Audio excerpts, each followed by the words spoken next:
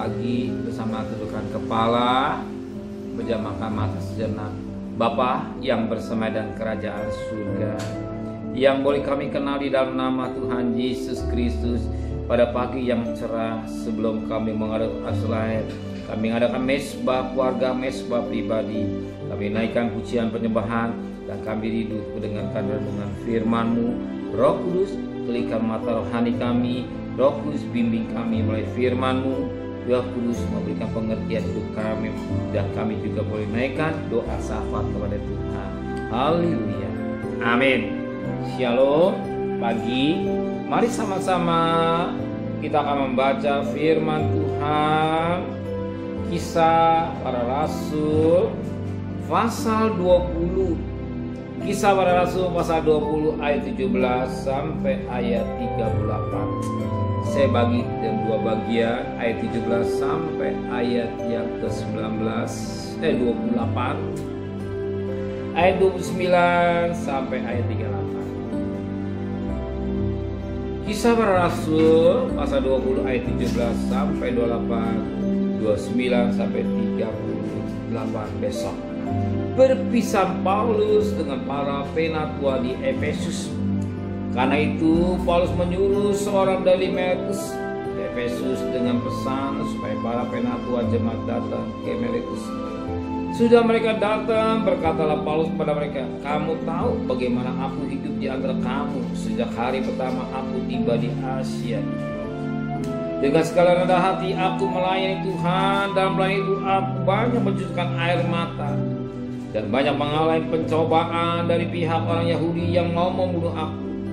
Sungguh demikian aku tidak pernah melarikan apa yang berguna bagi kamu.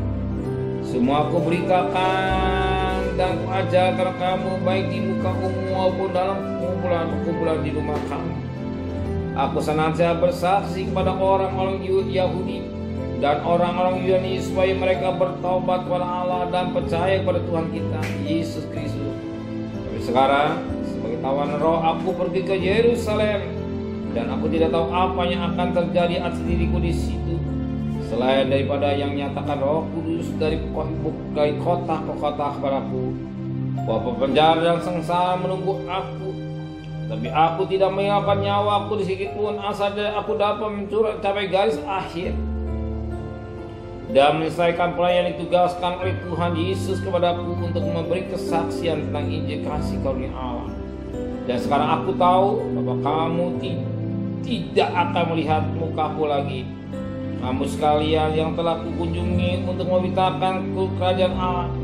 Sebab pada hari ini aku bersaksi padamu bahwa aku bersih, tidak bersalah terhadap siapapun yang akan binasa. Sebab aku tidak lalai memberitakan seluruh maksud Allah kepadamu.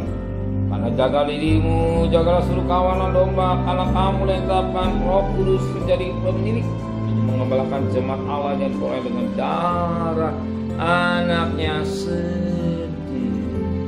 Puji Tuhan. Suatu nasihat yang sampai Paulus kepada penatua Efesus. Paulus menyaksikan dirinya bahwa dia seorang hamba Allah yang sungguh-sungguh hamba Allah.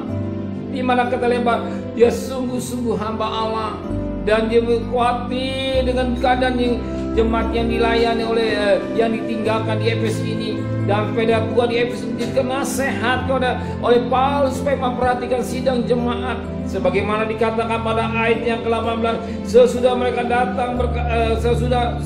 mereka datang berkatalah ia kepada mereka, "Kamu tahu bagaimana aku hidup di antara kamu sejak hari pertama aku tiba di sini.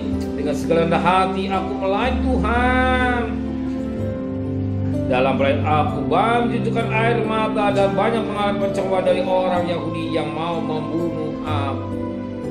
Ya, Paulus dalam pelayanan dia banyak mencucurkan air mata. Ya, banyak mencucurkan air mata. Bersiapa jiwa-jiwanya pun diselamatkan. Dia tidak lalai air mata untuk keluarganya. Apakah saudara pagi hari ini punya ada air mata? Saya bicara buat untuk pelayan saudara. Adakah air mata buat pelayan jiwa-jiwa yang belum mengenal Tuhan sebagai Tuhan? Banyak kali air mata hanya buat pribadi, salah. Tapi Paulus, dia air mata buat orang lain, buat jiwa-jiwanya yang belum diselamatkan. Banyak jiwa-jiwanya sudah mengantri masuk neraka, sudah dipakai Tuhan. Adakah air mata buat jiwa yang belum diselamatkan? Banyak kali hanya air mata buat yang pribadi, buat pergumulan anak istri, salah itu. Tapi Paulus beda, dia banyak air mata buat sida, banyak air mata buat yang dilayani, buat jiwa-jiwa yang mau diselamatkan. Bahkan dikatakan demikian pada ayat itu, sungguh pun demikian, aku tidak pernah melalaikan apa yang guna bagi kamu. Semua kuberitakan dan kuajarkan kamu, baik di muka umum maupun dalam perkumpulan-perkumpulan di rumah kamu. Lihat lain selain di gereja, baik Allah juga di pos-pos. Ya. Maka dia pesan ketika dia mau berpisah dengan Yesus, dia berkata, dikatakan pada ayat yang ke-28, kani jagalah dirimu dan jagalah kawanan karena kamulah yang dipecatkan Roh Kudus menjadi penilik untuk mengembalakan jemaat Allah yang diperoleh dengan darah anak domba atau darah Yesus sendiri. Jadi jiwa-jiwa dibeli, diselamatkan, ditebus oleh darah yang sangat, sebagaimana Efesus 1 ayat 18 dan 19. Disebut buat mas merah tapi darah. Saudara saya, saudara bukan barang yang rongsokan, saudara bukan barang yang busuk, tapi barang yang berharga di hadapan Tuhan. Ditebus oleh darah yang sangat mahal, itulah melalui darah anak domba. Hargai darah Yesus, hargai darah Yesus. Jangan tidak menghargai darah Yesus. Kita menghargai darah Yesus. Jangan kita menyalibkan Tuhan yang kedua kali. Hargai, junjung tinggi pengorbanan, junjung tinggi akan korbannya. Maka kita harus menghargai. Jangan menganggap najis darah Kristus, sebagaimana Ibrani pasal 10 ayat 26 dan 27.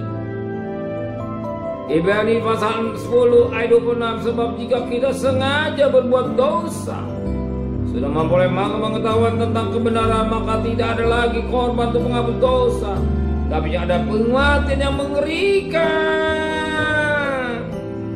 Akan hakim dan api dan dahsyat akan menghapuskan semua orang durhaka. Ayat 29, betapa lebih beratnya hukuman yang harus dijatuhkan atas dia yang menginjak-injak anak Allah, yang najis darah perjanjian, yang menguduskan, yang menghina kasih karunia. Hargai darah. Jemaat dilayani. Siapa jemaat paling dekat? Anak saudara, istri saudara. Sebagai kepala keluarga, perhatikan istri. Perhatikan diri dulu, istri, anak. Itu gambarnya kecil dan rumah tangga. Domba-domba yang kecil dan rumah tangga, keselamatan. Hargai dengan darah, harga darah Kristus. Maka Paulus berpesan wanti-wanti pada jemaat, pada pengatua pernah di Efesus. Dia tahu jemaat nilainya bukan jemaat sembarang, yang ditebus oleh darah yang sama. Maka saudara mengenal siapakah saudara? Saudara milik Tuhan, milik Tuhan, kepunyaan Tuhan. Hidup tidak sembarang. Jangan bermain-main dosa. Jangan hidup kekudusan. Hidup ini mahal ya. Tapi tidak usah direnungkan. Mahal siapa? Baru kau sopan. Tidak berarti seonggok analia, tapi dia dapat terus. Amin. Kesayangan Tuhan diperhatikan dengan terbaik. Dasar sama Yesus. Hargai di darah Yesus. Jangan menghina atau najis darah, tapi junjung tinggi akan pengorbanan.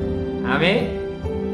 Biarlah kami yang hidup, yang kau percayakan sebagai pelayan Tuhan, sebagai kepala keluarga,